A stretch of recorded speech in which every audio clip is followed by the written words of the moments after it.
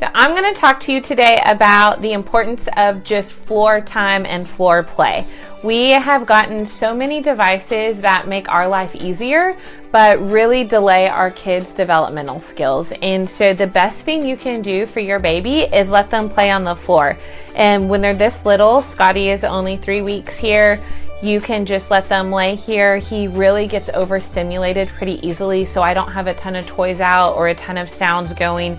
We want to keep a low stimulation environment for our 1 to 2 month olds. As they get older, that's when you start bringing in the toys and the music and the sounds and the lights. So here he is on his back, which is important.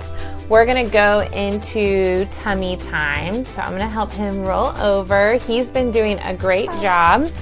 So great things that you can see, he is already lengthening his body out.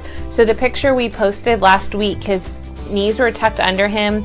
Now he's going to come out of that fetal position and play in a more lengthened position. He's starting to lift his head up. So playing in these tummy time positions, I'm going to pick him up right now because he's starting to get a little fussy. You don't want to make them cry it out. You just want to do what they can tolerate. Before we had the video going, he did it for a really long time, so we're not going to keep pushing him.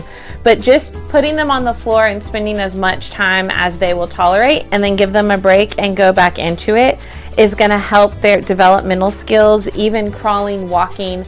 Everything that we get excited about, they are starting with tummy time. They're getting head control, they're getting used to rolling around, they're pushing up on their arms.